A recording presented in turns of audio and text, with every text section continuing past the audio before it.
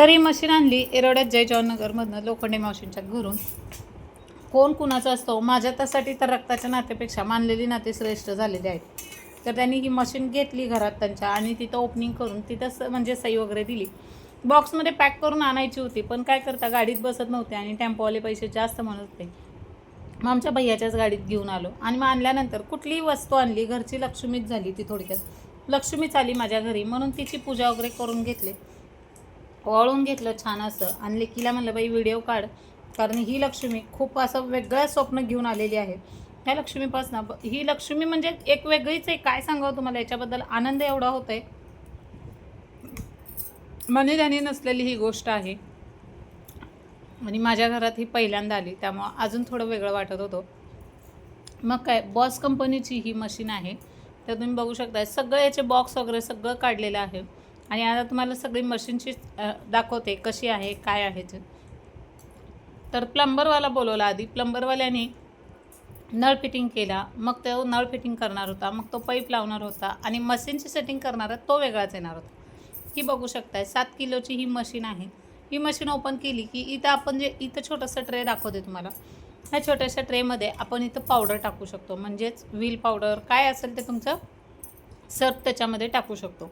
आणि मग पुन्हा नंतर आठवणीने हे ड्रॉवर बंद करायचा पावडर टाकल्यानंतर. जर तुम्ही पावडर टाकली आणि ड्रॉवर उघडं ठेवलं तर कपड्यांना पावडर लागणार नाही.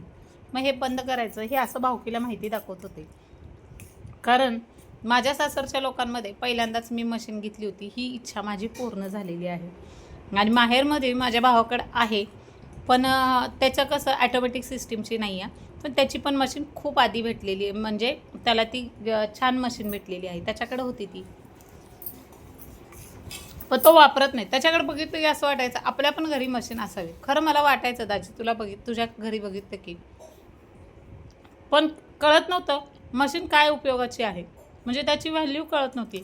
जेव्हा आता मुलं मोठे झाले, कॉलेजला चालले, तेव्हा वाटायला लागले की मशीन असणं खूप गरजेचं आहे. एक एक गोष्ट उपयोगी असती आणि तसंच काहीतरी झालं मग ही उपयोगी गोष्ट आहे म्हणून म्हणलं चला घेऊया. हे अचानक सरप्राईज मला आलेलं आहे. अचानक काहीतरी घ्यायला गेलो होतो आम्ही, मोबाईल घ्यायला गेलो होतो आणि हे अचानक मला लोनवर भेटली. म्हणलं जाऊ द्या, भेटली तर मशीन घेऊन टाकू. म्हणजे आमचं स्वप्न होतं पोरांना मोबाईल आणि मशीन आणायचं. हळूहळू मी पण माझे स्वप्न स्वतः पूर्ण करणार, नवरा आणि मुलांची साथ आहे म्हणून.